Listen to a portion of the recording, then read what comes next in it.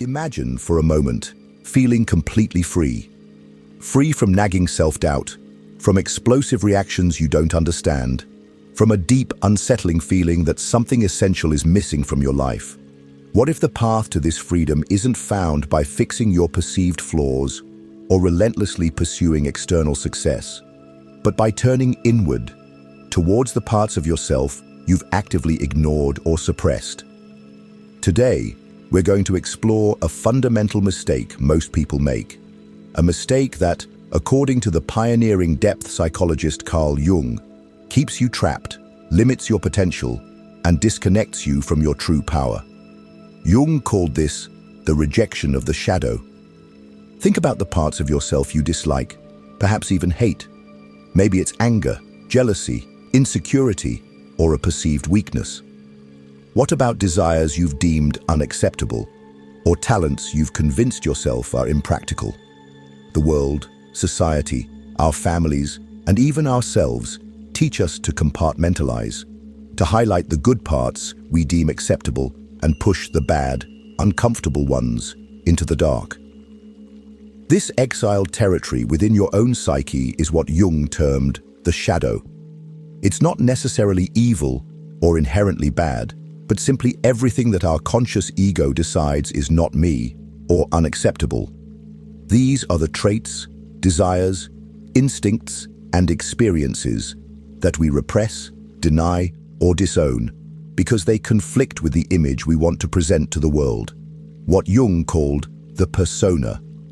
The mistake isn't having a shadow. According to Jung, everyone carries one.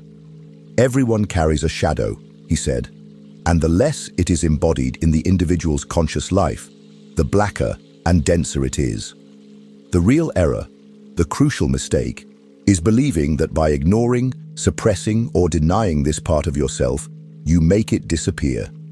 Just like a physical shadow is always cast when there's light, our psychological shadow is always with us. And the more fiercely we try to push it away, the more power it gains over us, often in ways we don't even recognize.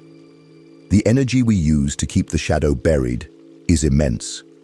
It's energy that could be used for creativity, growth, or pursuing our true passions.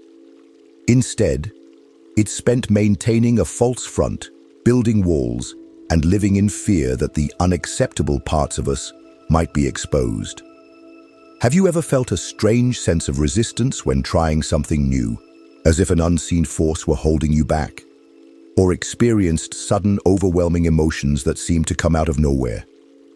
These can be manifestations of a neglected shadow trying desperately to get your attention. By the end of this journey, you will not only understand what the shadow is, but you will see how denying it is costing you your peace, your power, and your potential. We'll explore the subtle and not so subtle ways it dictates your life, often in the background, and how confronting this core mistake can unlock unprecedented levels of self-acceptance and strength. Stay with us, because the path to making peace with your shadow is the path to reclaiming your life. In the next part, we'll delve into the most common ways the shadow reveals itself, especially through how you perceive and react to the world around you. Prepare to see yourself and others in a new light. Part 2. How the shadow reveals itself. Projection. Now that we understand the fundamental mistake is not acknowledging the shadow, let's look at where this buried part of you actually shows up in your daily life. If you're pushing aspects of yourself into the unconscious, they don't just sit there quietly. They influence your behavior, your feelings, and most significantly, how you interact with others. One of the most prevalent ways the shadow operates is through a psychological mechanism called projection. Jung argued that when we deny or suppress parts of ourselves, we often see those very traits, sometimes greatly exaggerated, in other people. Everything that irritates us about others can lead us to an understanding of ourselves, Jung famously stated.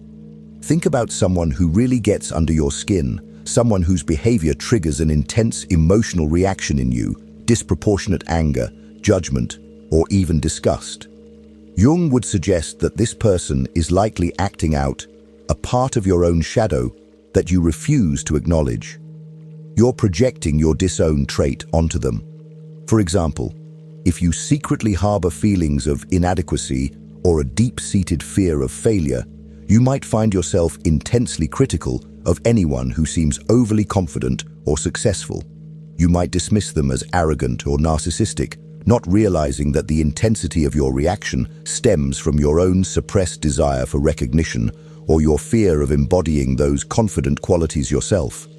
It's like trying to hide a distinctive object in a room, but then constantly pointing it out whenever someone else has something similar.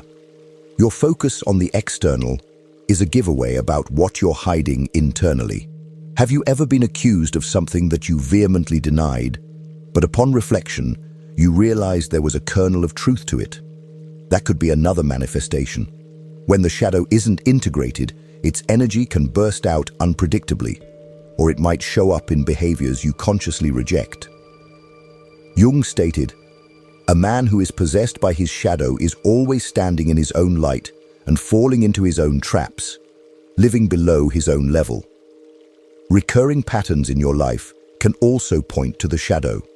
Finding yourself in similar toxic relationships, repeating self-sabotaging behaviors like procrastination, emotional eating, or excessive seeking of external validation, or constantly feeling like a victim.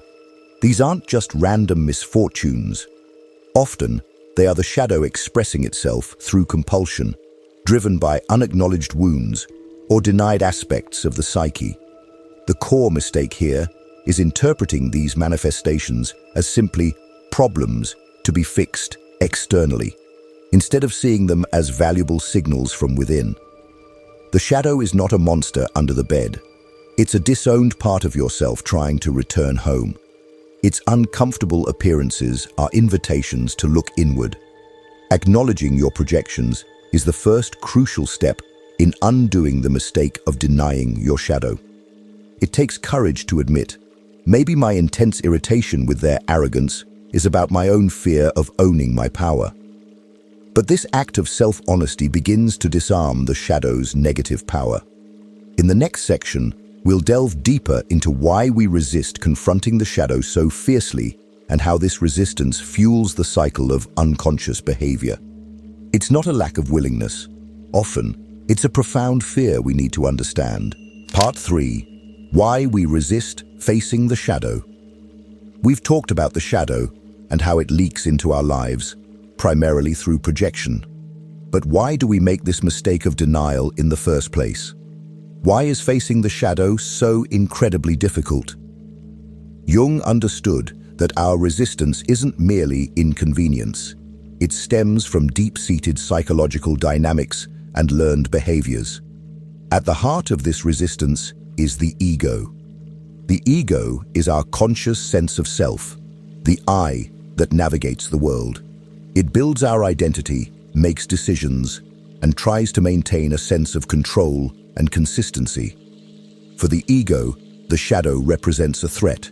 It contains everything that is incompatible with the persona, the mask we wear to be accepted by others and even ourselves.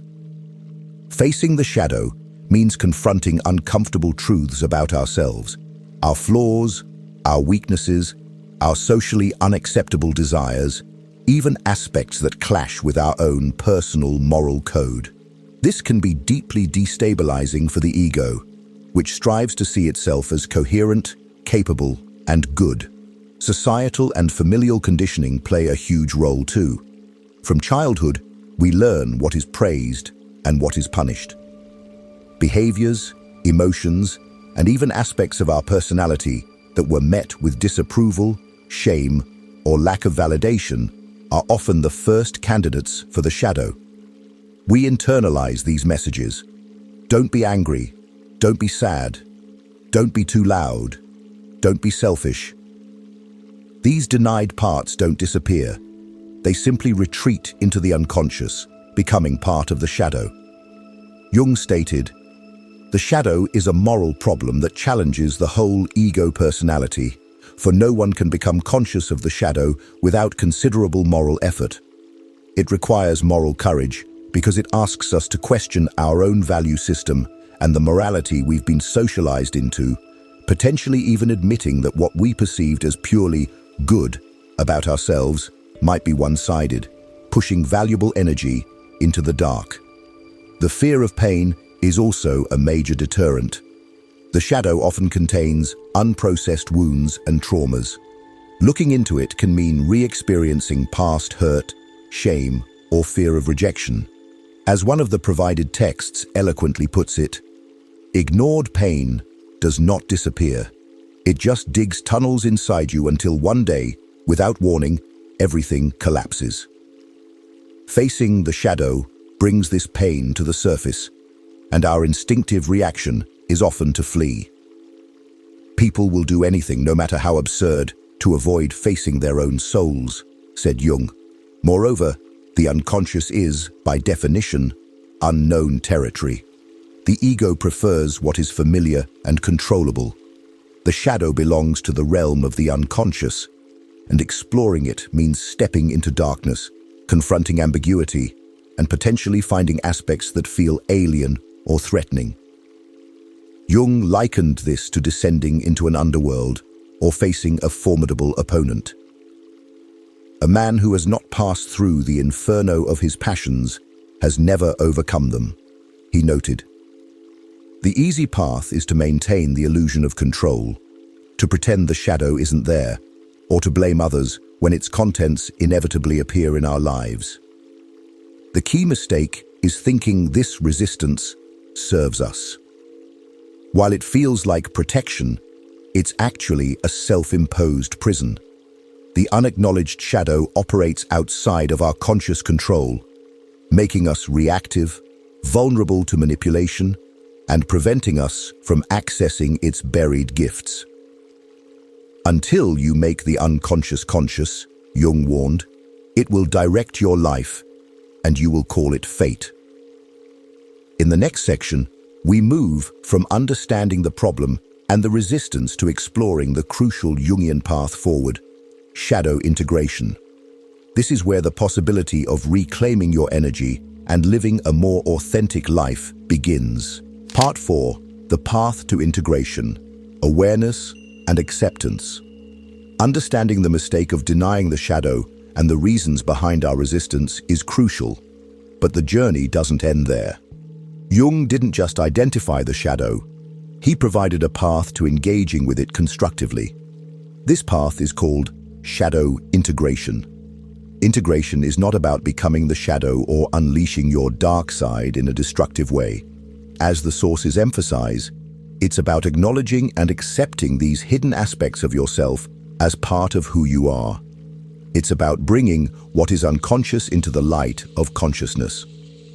One does not become enlightened by imagining figures of light, Jung stated, but by making the darkness conscious. The process requires a significant commitment, what Jung referred to as moral effort. It begins with awareness and radical self-honesty. Pay close attention to your reactions, especially the intense ones that feel out of proportion. When someone or something triggers you, pause and ask, what does this irritation, fear, or judgment reveal about me? What aspect of myself am I seeing or projecting in this situation? Instead of immediately blaming the external source, use it as a doorway to internal inquiry. What is this situation teaching me about myself? Is a powerful question to ask. This shifts you from a reactive stance to one of curiosity and self-discovery. Acceptance is the next vital step. This does not mean approving of destructive behaviors, but rather acknowledging that the impulses or traits exist within you without judgment. You might discover, for instance, a capacity for anger you've always suppressed. Acceptance means acknowledging, yes, I have anger within me. Not, I'm going to unleash my rage on the world. When you accept its existence, you can then choose how to healthily express or channel that energy. Think of it like recognizing a complex emotion. If you never allow yourself to feel sadness, it will likely manifest in unhealthy ways. But acknowledging and accepting sadness allows you to process it and move through it. The same applies to the shadow. Jung even encouraged engaging in a dialogue with the shadow, treating it as a separate entity or part of yourself. This can be done through journaling, visualization, or active imagination. You might literally write down questions addressed to your shadow. Why do you feel this way? What are you afraid of? What do you need? The goal is to understand its perspective, recognizing that it often contains disowned energies that, when integrated, can become strengths. Journaling, paying attention to dreams, and creative expression are also powerful tools for connecting with the unconscious and the shadow. Dreams, in particular, can offer symbolic messages directly from the deeper layers of the psyche. By exploring recurring themes or unsettling images, you can gain insight into what your shadow is trying to communicate. The process of integration is messy and lifelong. It's not about a one-time fix, but a continuous commitment to self-awareness and honesty. There will be discomfort, shame, and moments where you want to retreat. But with each step of awareness and acceptance, you chip away at the shadow's unconscious control and begin to reclaim lost parts of yourself. In the next section, we'll explore the transformative power of integrating the shadow. What happens when you stop making this fundamental mistake and embrace wholeness? The results are often surprising, leading to increased energy, creativity, and a clearer sense of purpose. Part 5. The transformation, reclaiming your power. You've understood the mistake of denying the shadow, recognized its manifestations, and learned about the path of integration through awareness and acceptance. Now, let's explore the profound transformation that occurs when you actively engage in this process and stop letting your unconscious rule you. The rewards of integrating your shadow, according to Jung, are immense and deeply enriching. When you integrate your shadow, you become more whole. Wholeness, in the Jungian sense, isn't perfection. It's the integration of all aspects of yourself, the light and the dark, the acceptable and the unacceptable. This integration leads to greater authenticity. You stop spending so much energy maintaining the persona, hiding parts of yourself, or fearing exposure. You become more comfortable in your own skin, leading to increased confidence and a genuine sense of inner peace. Jung believed that the shadow isn't just a repository for negative traits. It also contains untapped potential and the golden shadow, positive qualities, talents, and creative energies that were suppressed because they weren't compatible with the persona or faced disapproval. Think of a suppressed desire for creativity, a natural assertiveness labeled as bossiness, or a capacity for passion deemed too intense. When you integrate the shadow, you reclaim this energy. The creative impulse you buried might lead you to pursue art or music. The suppressed anger might become a driving force for advocating for justice. The energy that was previously used to keep the shadow down is freed up. This increased psychic energy can be channeled into meaningful pursuits, increasing vitality, motivation, and a sense of purpose. You're no longer at war with yourself. Relationships also transform. As you withdraw your projections, you see others more clearly, not as carriers of your own disowned traits, but as complex individuals. This fosters empathy and compassion, not only for yourself, but for others, as you recognize that everyone carries their own shadow. Conflict often diminishes because you're less reactive and more able to respond from a place of awareness rather than unconscious triggering. You become less vulnerable to manipulation because you understand your own buttons. Moreover, embracing your shadow is crucial for finding and living your true purpose. Jung didn't see purpose as something external you find, but as something you uncover from within during the process of individuation, the journey of becoming your whole self. Your shadow isn't a barrier to your purpose. It's an integral part of it. Your struggles, your pain, the parts you hid. These often contain the raw material for your unique contribution to the world. Your deepest wound might hold the key to your greatest wisdom. Finally, integrating the shadow has a ripple effect beyond yourself. Jung believed that personal transformation contributes to the collective unconscious, the shared human psyche.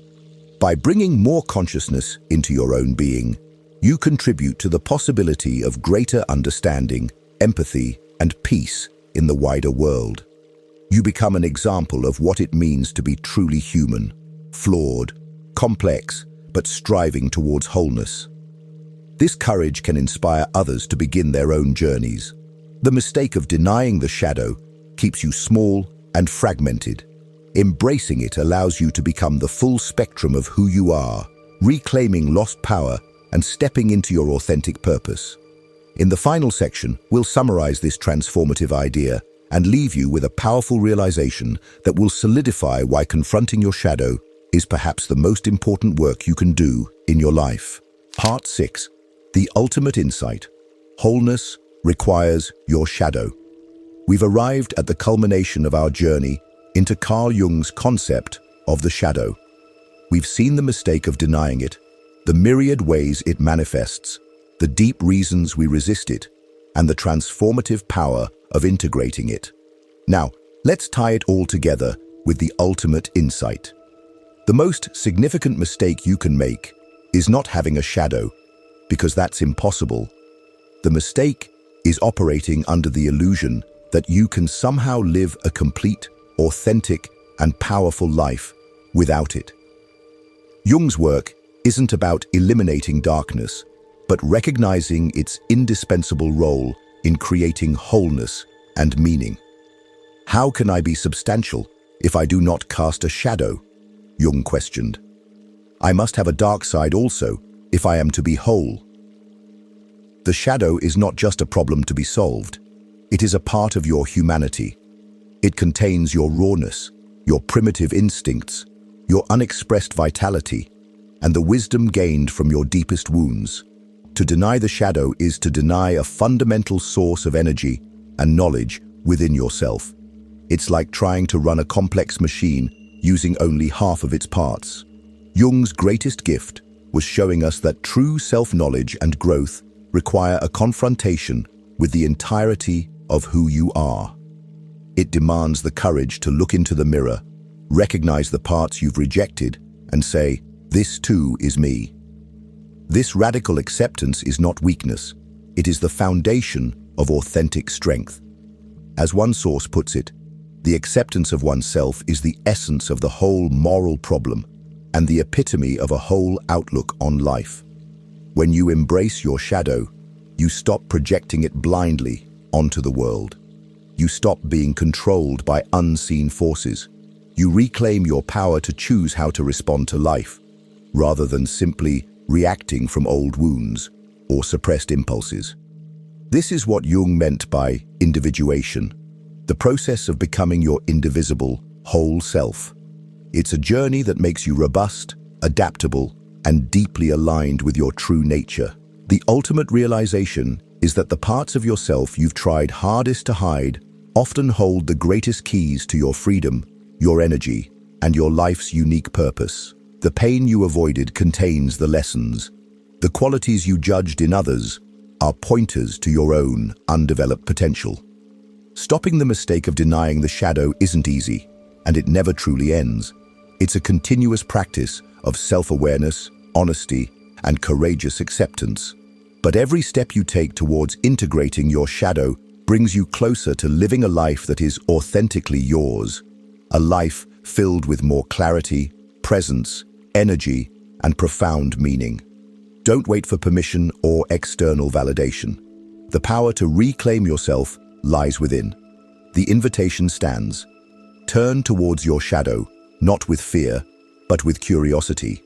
Ask it what it needs to be seen, understood, and integrated. By doing so, you begin to undo the greatest mistake and embark on the most rewarding journey of all, the journey into the fullness of your own being. Thank you for joining us on this exploration. If this message resonated with you, hit the like button and share it with someone else who might be wrestling with their own unseen burdens. Subscribe to the channel for more journeys into depth psychology and philosophy. Let us know in the comments below. What was your biggest takeaway about the shadow? This is just the beginning. Continue the work. Continue the journey. Your whole self is waiting.